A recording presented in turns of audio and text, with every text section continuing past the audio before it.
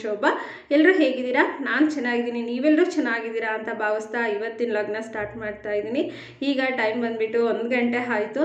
ನಾನು ಇವತ್ತು ಬೆಳಿಗ್ಗೆನೆ ಹಪ್ಪಳ ಮಾಡೋದಕ್ಕೆ ಇಟ್ಕೊಂಡಿದ್ದೆ, ಹಾಗಾಗಿ ಸ್ವಲ್ಪ ಲೇಟಾಗಿ ವ್ಲಾಗ್ನ ಸ್ಟಾರ್ಟ್ ಮಾಡ್ತಾ ಇದ್ದೀನಿ. ಹಪ್ಪಳದ ವಿಡಿಯೋವನ್ನು ನಾನು ಮಾಡ್ಕೊಳ್ತಾ ಇದ್ದೆ. ಹಾಗಾಗಿ ನಾನು ಲಾಸ್ಟ್ ವ್ಲಾಗಲ್ಲಿ ಸಂಡಿಗೆ ಅಥವಾ ಸಂಡಿಗೆನ ಯಾವ ರೀತಿ ಮಾಡೋದು ಅನ್ನೋದನ್ನು ತೋರಿಸಿದ್ದೆ. ಈಗ ಸಂಡಿಗೆ ಫುಲ್ಲು ಡ್ರೈ ಆಗಿದೆ, ಬೇಸಿಗೆಗಾಲ ಅಲ್ವಾ, ಒಂದು ದಿನಕ್ಕೇ ತುಂಬಾ ಚೆನ್ನಾಗಿ ಡ್ರೈ ಆಗಿಬಿಡುತ್ತೆ. ಈಗ ಇದನ್ನು ನಾವು ಬಿಡಿಸ್ಬೇಕು. ಇದನ್ನು ಬಿಡಿಸೋದಕ್ಕೆ ಮೊದಲಿಗೆ ನಾವು ನೀರಲ್ಲಿ ಇದನ್ನು ನೆನೆಸ್ಕೋಬೇಕು. ನಾನು ನಿನ್ನೆ ಬಿಡಿಸಿದ್ದಿಲ್ಲ, ಹಾಗಾಗಿ ಇವತ್ತು ಬಿಡಿಸೋದಕ್ಕಾಗಿ ಈ ರೀತಿಯಾಗಿ ಹಾಕಿದ್ದೆ. ಇವಾಗ ನೀರಲ್ಲಿ ಈ ರೀತಿಯಾಗಿ ನೆನೆಸ್ಕೊಂಡ್ರೆ ಈಸಿಯಾಗಿ ಸಂಡಿಗೆ ಬಿಡುತ್ತೆ. ಹಾಗೆ ಈ ಸಂಡಿಗೆ ಅಥವಾ ಸಂಡಿಗೆ ರೆಸಿಪಿನ ಯಾರು ನೋಡಿಲ್ಲ, ಅದರ ಲಿಂಕನ್ನು ನಾನು ಕೆಳಗಡೆ ಡಿಸ್ಕ್ರಿಪ್ಷನ್ ಬಾಕ್ಸಲ್ಲಿ ಕೊಟ್ಟಿರ್ತೀನಿ, ಚೆಕ್ ಮಾಡೋದನ್ನು ಮರಿಬೇಡಿ. ಈಗ ನೋಡಿ ಎಷ್ಟು ಈಸಿಯಾಗಿ ಬಿಡುತ್ತೆ, ನೆನೆಸಿರ್ತೀವಲ್ಲ, ಹಾಗಾಗಿ ತುಂಬ ಈಸಿಯಾಗಿ ಸಂಡಿಗೆ ಬಿಟ್ಕೊಳ್ಳುತ್ತೆ. ಇದನ್ನು ಒಬ್ಬರೇ ಬಿಡಿಸೋದಕ್ಕೆ ಸಾಧ್ಯ ಆಗಲ್ಲ, ಒಂದು ಇಬ್ಬರು ಇದ್ದರೆ ಜೊತೆಲಿ ಬೇಗ ಬಿಡಿಸ್ಕೋಬೋದು. ತುಂಬಾ ಬಿಸಿಲಿದೆ, ನಾನು ಅಮ್ಮ ಬಿಡಿಸ್ತಾ ಇದ್ದೀವಿ. ಹಾಗೆ ತಿಪ್ಪೇಶ್ ಅವರು ಸಹ ಬಂದು ಹೆಲ್ಪ್ ಮಾಡಿದರು.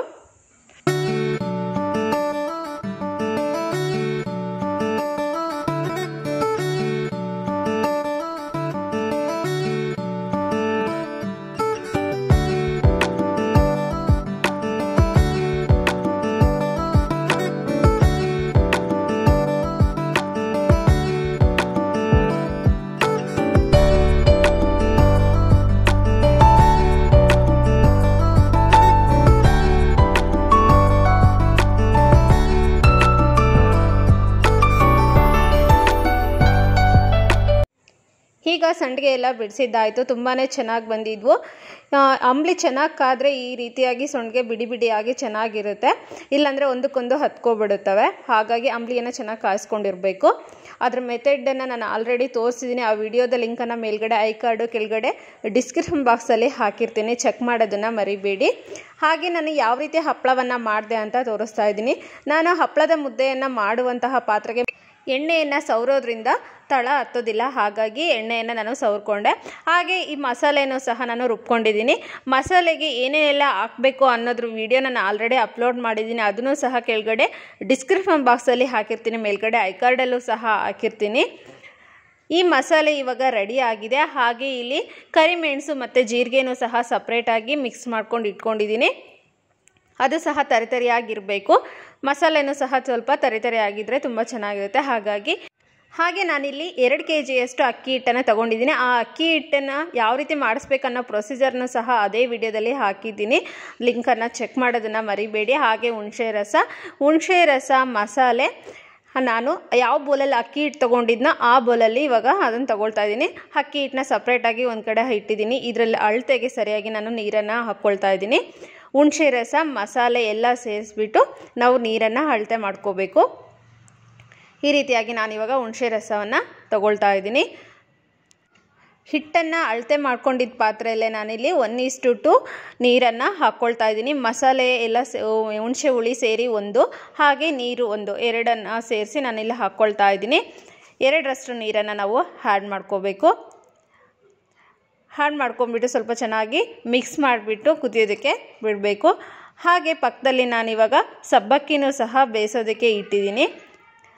ಸಬ್ಬಕ್ಕಿ ಹಾಕೋದ್ರಿಂದ ಹಪ್ಪಳ ಮೃದುವಾಗಿ ಬರುತ್ತೆ, ಚೆನ್ನಾಗಿರುತ್ತೆ. ಹಾಗಾಗಿ ಸಬ್ಬಕ್ಕಿನೂ ಸಹ ಬೇಯ್ತಾ ಇದೆ. ಈ ನೀರು ಚೆನ್ನಾಗಿ ಕುದ್ದ ಮೇಲೆ ನಾವು ಸಬ್ಬಕ್ಕಿನ ಅದಕ್ಕೆ ಆ್ಯಡ್ ಮಾಡಬೇಕಾಗುತ್ತೆ. ಈ ರೀತಿ ಪ್ಲೇಟ್ ಮುಚ್ಚೋದ್ರಿಂದ ಸ್ವಲ್ಪ ಬೇಗನೆ ಕುದಿ ಬರುತ್ತೆ, ಹಾಗಾಗಿ ನಾನು ಪ್ಲೇಟ್ ಮುಚ್ಚಿ ಬೇಯಿಸ್ತಾ ಇದ್ದೀನಿ. ಈಗ ಸಬ್ಬಕ್ಕಿ ಬೆಂದಿದೆ. ನಾನು ಸಬ್ಬಕ್ಕಿನ ಬೇಯಿಸೋದಕ್ಕಿಂತ ಮುಂಚೆನೇ 2 hours ನಾನು ನೆನೆಸಿದ್ದೆ ಸಬ್ಬಕ್ಕಿನ. ಈ ರೀತಿ ನೆನೆಸೋದ್ರಿಂದ ಬೇಗನೆ ಕುದಿಯುತ್ತೆ, ಹಾಗಾಗಿ ನಾನು 2 hours ಮುಂಚೆನೇ ಸಬ್ಬಕ್ಕಿನ ನೆನೆಯೋಕೆ ಇಟ್ಟಿದ್ದೆ. ಇವಾಗ ನೆನೆಸ್ಬಿಟ್ಟು ಅದನ್ನು ಬೇಯಿಸಿದ್ದು ಆಯಿತು. ಇವಾಗ ಇದು ಕುದಿ ಬಂದ ತಕ್ಷಣ ನಾವು ಇದಕ್ಕೆ ಆ್ಯಡ್ ಮಾಡಬೇಕು. ಇವಾಗ ಕುದೀತಾ ಇದೆ. ಇವಾಗ ನಾನು ಬೆಂದಿರೋ ಅಂಥ ಸಬ್ಬಕ್ಕಿನ ಈ ಪಾತ್ರೆಗೆ ಹಾಕ್ತೀನಿ. ಇವಾಗ ಸಬ್ಬಕ್ಕಿ ಹಾಕೋದ್ರಿಂದ ಸ್ವಲ್ಪ ಬೇಗನೆ ತಳ ಹತ್ತುತ್ತೆ, ಹಾಗಾಗಿ ಅವಾಗಿಂದವಾಗೆ ಈ ಥರ ಸ್ಪೂನಲ್ಲಿ ನಾವು ಕೈ ಆಡಿಸ್ತಾ ಇರಬೇಕು, ಇಲ್ಲಾಂದರೆ ತಳ ಹತ್ತುವಂತಹ ಚಾನ್ಸಸ್ ಇರುತ್ತೆ. ಹಾಗೆ ರುಚಿಗೆ ತಕ್ಕಷ್ಟು ಉಪ್ಪು, ಹಾಗೆ ಉಪ್ಪು ಹುಳಿ ಖಾರ ನಾವು ಚೆಕ್ ಮಾಡ್ಕೊಂಡ್ಬಿಟ್ಟು ಆ್ಯಡ್ ಮಾಡ್ಬೋದು. ಇಲ್ಲಿ ಉಪ್ಪು ಹುಳಿ ಖಾರ ಎಲ್ಲನೂ ಸಹ ಪರ್ಫೆಕ್ಟಾಗಿ ಆಗಿತ್ತು. ಈಗ ಇದನ್ನು ಚೆನ್ನಾಗಿ ಮಿಕ್ಸ್ ಮಾಡಿಬಿಟ್ಟು ಪ್ಲೇಟ್ ಮುಚ್ಚಿದ್ರೆ ಸ್ವಲ್ಪ ಬೇಗನೆ ಕುದಿ ಬರುತ್ತೆ. ನಾನಿಲ್ಲಿ ಒಂದು 10 ರಿಂದ 15 ನಿಮಿಷ ಕುದಿಸ್ತಾ ಇದ್ದೀನಿ. ಸ್ವಲ್ಪ ಕ್ವಾಂಟಿಟಿ ಜಾಸ್ತಿ ಇರೋದ್ರಿಂದ ಸ್ವಲ್ಪ 10 ರಿಂದ 15 ನಿಮಿಷ ಕುದಿಸಿದ್ರೆ ಸಾಕು. ಪ್ಲೇಟ್ ಮುಚ್ಚೋದ್ರಿಂದ ಬೇಗನೆ ಕುದಿ ಬರುತ್ತೆ. ಹಾಗಾಗಿ ಈಗ ಇನ್ನೂ ಸ್ವಲ್ಪ ಕುದಿ ಇವಾಗ ತಾನೇ ಸ್ಟಾರ್ಟ್ ಆಗ್ತಿದೆ ಚಿಕ್ಕದಾಗಿ. ಇದು ಇನ್ನೂ ಚೆನ್ನಾಗಿ ಕುದಿಬೇಕು. ಆಗಿಂದಾಗಲೇ ನಾವು ಈ ರೀತಿ ಪ್ಲೇಟ್ ತೆಗೆದು ಈ ಥರ ನಾವು ಕೈಯಾಡಿಸ್ತಾ ಇರಬೇಕು, ಇಲ್ಲಾಂದರೆ ತಳ ಹತ್ತುತ್ತೆ. ನೋಡಿ ಈ ರೀತಿಯಾಗಿ ಕುದಿತಾ ಇದೆ. ಇನ್ನೂ ಸಹ ಕುದಿಬೇಕು. ಇದು ಇವಾಗ ತಾನೇ ಚಿಕ್ಕದಾಗಿ ಈ ರೀತಿಯಾಗಿ ಕುದಿ ಸ್ಟಾರ್ಟ್ ಆಗಿದೆ. ಆ ಕುದಿಯುವಂಥ ಸಂದರ್ಭದಲ್ಲಿ ಮನೆ ತುಂಬ ಘಮದ ಸುವಾಸನೆ ಹರಡಿತ್ತು. ನಮ್ಮ ಸಾನ್ವಿ ಅಂತೂ ಕೇಳೇ ಬಿಟ್ಲು, ಏನಮ್ಮ ಇವತ್ತು ಸ್ಪೆಷಲ್ಲು. ಇವಾಗ ಈ ರೀತಿ ಚೆನ್ನಾಗಿ ಕುದ್ದಾದ್ಮೇಲೆ ನಾನು ಹಿಟ್ಟನ್ನು ಹಾಕ್ಕೊಳ್ತಾ ಇದ್ದೀನಿ. ಆಗಲೇ ತೋರಿಸಿದ್ನಲ್ವ ನಾನು ಎಷ್ಟು ಹಿಟ್ಟನ್ನು ತೊಗೊಂಡಿದ್ದೆ ಅಂತ. 2 kgಯಷ್ಟು ಹಿಟ್ಟು ನಾನು ಒಂದು ಪಾತ್ರೆಯಲ್ಲಿ ಅಳತೆಯನ್ನು ಸಹ ಮಾಡ್ಕೊಂಡಿದ್ದೆ. ಆ ಹಿಟ್ಟನ್ನು ನಾನು ಇವಾಗ ಇಲ್ಲಿ ಹಾಕ್ಕೊಳ್ತಾ ಇದ್ದೀನಿ. ಈ ಹಿಟ್ಟು ಮಾಡಿಸೋ ಪ್ರೊಸೀಜರ್ನ ಕೂಡ ನಾನು ವಿಡಿಯೋದಲ್ಲಿ ಅಪ್ಲೋಡ್ ಮಾಡಿದ್ದೀನಿ. ಇದನ್ನು ನೆನೆಸ್ಬಿಟ್ಟು ಒಣಗಾಕಿ ಆಮೇಲೆ ನಾವು ಮಿಲ್ಗೆ ಹಾಕಿಸ್ಕೊಂಬಂದಬೇಕು. ಆ ರೀತಿಯಾಗಿರುತ್ತೆ. ಅದರ ಲಿಂಕನ್ನು ನಾನು ಮೇಲ್ಗಡೆ ಐಕಾರ್ಡನ್ನು ಹಾಕಿರ್ತೀನಿ.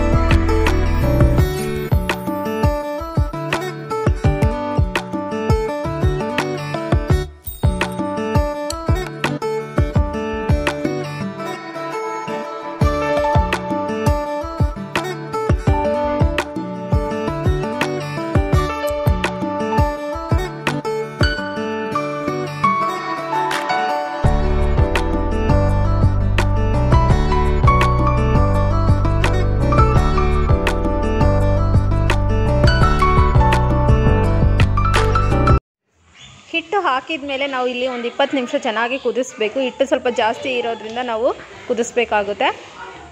ನಾವು ಕ್ವಾಂಟಿಟಿ ಮೇಲೆ ನಾವು ನಾನಿಲ್ಲಿ ಕ್ವಾಂಟಿಟಿ ಸ್ವಲ್ಪ ಜಾಸ್ತಿ ತೊಗೊಂಡಿರೋದ್ರಿಂದ ಹಿಟ್ಟೆಲ್ಲ ಹಾಕಿದ ಮೇಲೆ ನಾನು ಒಂದು 20 ನಿಮಿಷ ಚೆನ್ನಾಗಿ ಕುದಿಸ್ತಾ ಇದ್ದೀನಿ.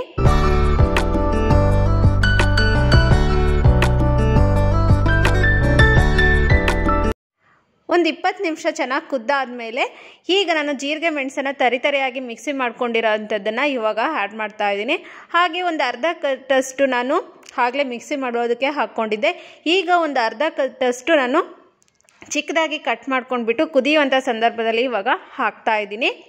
ಇನ್ನೇನು ನಾವು ಪಾತ್ರೆಯನ್ನು ಇವಾಗ ಇಳಿಸ್ತೀವಿ ಸ್ಟವ್ ಮೇಲಿಂದ ಅನ್ನೋ ಸಂದರ್ಭದಲ್ಲಿ ಈ ಕೊತ್ತಂಬರಿನ ಆ್ಯಡ್ ಮಾಡ್ಕೋಬೇಕು. ಕೊತ್ತಂಬರಿ ಮತ್ತು ಜೀರಿಗೆ ಮೆಣಸನ್ನು ಈ ರೀತಿ ಮಾಡೋದ್ರಿಂದ ಹಪ್ಪಳ ಮಾಡಿದ ಮೇಲೆ ಒಂದು ಚೆನ್ನಾಗಿ ಕಾಣಿಸ್ತಾ ಇರುತ್ತೆ. ಹಾಗಾಗಿ ಇವಾಗ ಇದು ಚೆನ್ನಾಗಿ ಕುದ್ದಾಗಿದೆ. ಇವಾಗ ಚೆನ್ನಾಗಿ ಇದನ್ನು ನಾವು ಮಿಕ್ಸ್ ಮಾಡ್ಕೋಬೇಕು.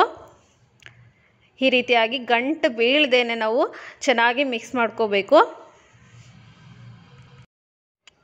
ಚೆನ್ನಾಗಿ ಕುದಿರೋದ್ರಿಂದ ಗಂಟು ಬೀಳೋದಿಲ್ಲ.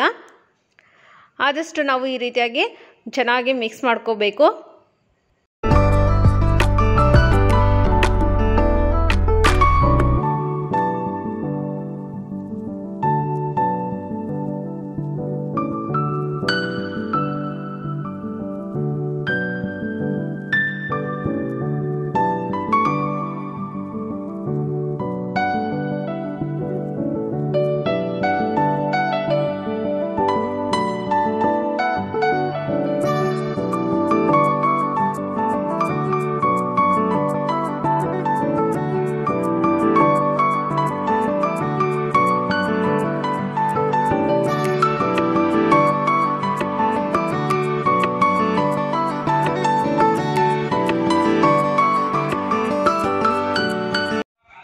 ಎಲ್ಲ ರೆಡಿ ಆಗೋ ಅಷ್ಟರಲ್ಲಿ 10:30 ಆಯಿತು.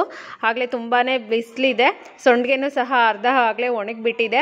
ಈ ಕಡೆ ಮಾಡೋದಕ್ಕೆ ಆಗೋದಿಲ್ಲ ಅಂತ ಹೇಳಿಬಿಟ್ಟು ಮತ್ತೆ ನಾವು ಇಲ್ಲಿ ಆಸಿರೋದನ್ನು ತಗೊಂಡು ಮತ್ತೆ ಬಾಲ್ಕನಿಗೆ ಹೋದ್ವಿ. ಬಾಲ್ಕನಿಲಾದರೆ 12 ಗಂಟೆ 12:30ವರೆಗೂ ಸಹ ನೆರಳಿರುತ್ತೆ. ಆಮೇಲೆ ಬಿಸಿಲು ಬರುತ್ತೆ. ಅಲ್ಲಿವರೆಗೂ ಇಲ್ಲೇ ಮಾಡೋಣ ಅಂತ ಹೇಳಿಬಿಟ್ಟು ಇವಾಗ ಇಲ್ಲಿ ಮಾಡ್ತಾಯಿದ್ವಿ. ಆಮೇಲೆ ಗಾರ್ಡನಲ್ಲಿ ನೆರಳು ಬರುತ್ತೆ, ಅವಾಗ ಅಲ್ಲೋಗಿ ಮಾಡ್ಬೋದು ಅಂತ ಹೇಳಿ ಇಲ್ಲೊಂದು ಸ್ವಲ್ಪ ಹೊತ್ತು ಮಾಡೋಣ ಅಂತ ಹೇಳಿ ಇಲ್ಲಿ ಕೂತ್ಕೊಂಡ್ವಿ ಈಗ ಬಂದು. ಹಾಗೆ ನಮ್ಮ ಚಿನ್ನಿ ಮತ್ತು ಚಿನ್ನಿ ಫ್ರೆಂಡು ಬಂದು ನೋಡ್ತಾ ಇದ್ದಾರೆ, ಏನೋ ಮಾಡ್ತಿದ್ದಾರೆ ಮನೇಲಿ ಇವತ್ತು ಅಂತ ಹೇಳಿ. ಈ ಕಡೆ ಅಮ್ಮ ಚೆನ್ನಾಗಿ ನಾದ್ಬಿಟ್ಟು ಈ ರೀತಿಯಾಗಿ ಬಿಲ್ಲೆಯನ್ನು ಮಾಡಿ ಹಾಟ್ ಬಾಕ್ಸ್ ಹಾಕ್ತಾರೆ. ಬಿಸಿ ಇರುವಾಗಲೇ ಮಾಡಿದರೆ ತುಂಬ ಚೆನ್ನಾಗಿ ಬರುತ್ತೆ. ಹಾಗಾಗಿ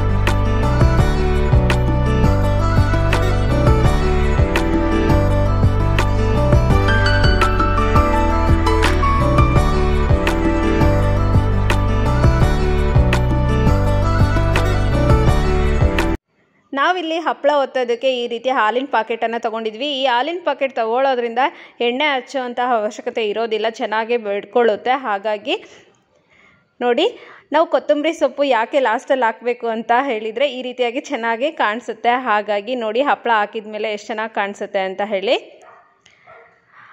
ಹಾಗಾಗಿ ನಾನು ಕೊತ್ತಂಬರಿ ಸೊಪ್ಪನ್ನು ಲಾಸ್ಟಲ್ಲಿ ಹಾಕಿದ್ದು. ಹಾಗೆ ಯಾರಾದರೂ ಈ ವಿಡಿಯೋನ ಹೊಸದಾಗಿ ನೋಡ್ತಾ ಇದ್ದರೆ ಸಬ್ಸ್ಕ್ರೈಬ್ ಮಾಡ್ಕೊಳ್ಳೋದನ್ನು ಮರಿಬೇಡಿ. ಈ ರೀತಿಯ ಹಲವಾರು ರೆಸಿಪೀಸ್ಗಳನ್ನು ಹಾಗೆ ಟ್ರಿಪ್ ವ್ಲಾಗ್ಸನ್ನು ನಾನು ಆಲ್ರೆಡಿ ಅಪ್ಲೋಡ್ ಮಾಡಿದ್ದೀನಿ. ನೀವು ಸಬ್ಸ್ಕ್ರೈಬ್ ಮಾಡ್ಕೊಳ್ಳೋದ್ರಿಂದ ನಾನು ಯಾವುದೇ ವಿಡಿಯೋ ಅಪ್ಲೋಡ್ ಮಾಡಲಿ ನಿಮಗೆ ಫಸ್ಟ್ ನೋಟಿಫಿಕೇಷನ್ ಬರುತ್ತೆ. ಹಾಗಾಗಿ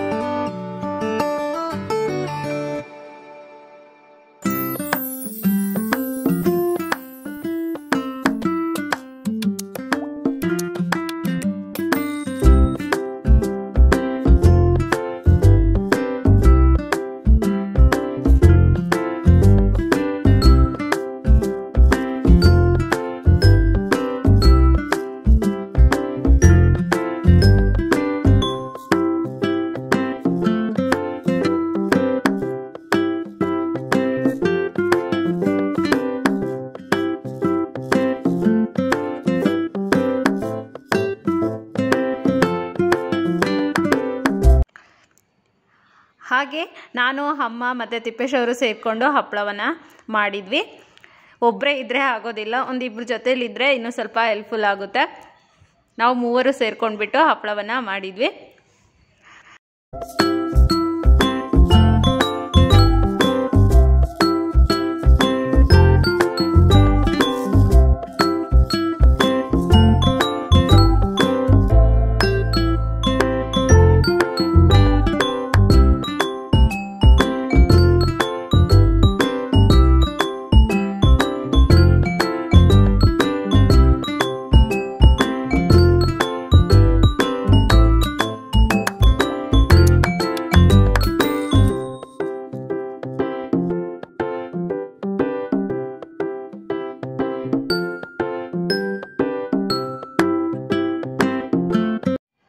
ಬಾಲ್ಕನಿಯಲ್ಲೆಲ್ಲ ಫುಲ್ ಆಯಿತು. ಈಗ ಮತ್ತೆ ಗಾರ್ಡನ್ಗೆ ಹೋಗ್ತಾ ಇದ್ದೀವಿ.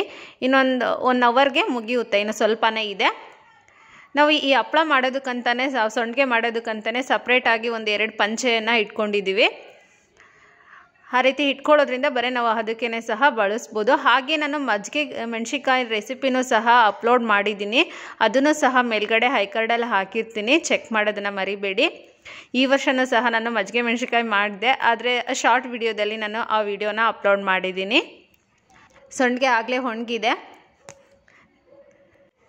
ಬಿಸಿಲು ತುಂಬ ಇರೋದ್ರಿಂದ ಬೇಗನೆ ಸೊಂಡಿಗೆನೂ ಸಹ ಒಣಗಿದೆ. ಹಾಗೆ ಈ ಹಪ್ಪಳ ಎಲ್ಲ ಮಾಡೋ ಅಷ್ಟರಲ್ಲಿ 1:30 ಆಗೋಯಿತು. ಇದು ನೋಡಿ ಮಧ್ಯಾಹ್ನ ಯಾವ ರೀತಿ ಒಣಗಿದೆ ಅಂತೇಳಿ. ಸ್ವಲ್ಪ ಪಂಚೆ ಹರಿದಿತ್ತು ಅಂತ ಹೇಳಿಬಿಟ್ಟು ಒಂದರಲ್ಲಿ ನೀರಿಟ್ಟಿದ್ದೀನಿ, ಮತ್ತು ಗಾಳಿಗೆ ಹಾರುತ್ತೆ ಅಂತ ಹೇಳಿಬಿಟ್ಟು. ಈಗ ಸ್ವಲ್ಪ ನೆರಳು ಬಂದಿರೋದ್ರಿಂದ ಅದು ಸ್ವಲ್ಪನೇ ಒಣಗಿದೆ. ಈ ಕಡೆ ನೋಡಿ ಇವಾಗ ಎಷ್ಟು ಬಿಸಿಲಿದೆ ಬಾಲ್ಕನಿಲಿ ಅಂತ. ಎಷ್ಟೊಂದು ಬಿಸಿಲು ಬಂದಿದೆ ಇವಾಗ.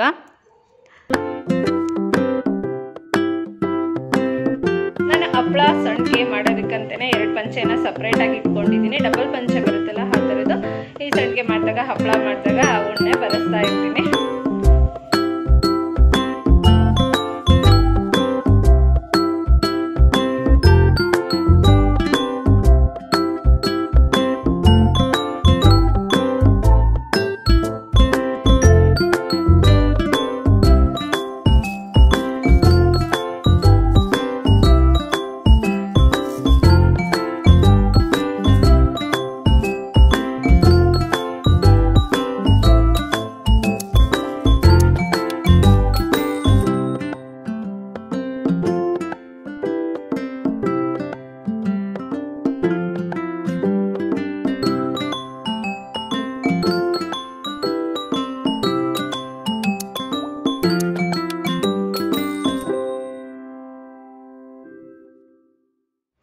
ಬಿಸಿಲು ತುಂಬಾ ಇರೋದ್ರಿಂದ ನೋಡಿ ಎಷ್ಟು ಬೇಗನೆ ಹಪ್ಪಳ ಎಲ್ಲ ರೆಡಿ ಆಗಿಬಿಡ್ತು.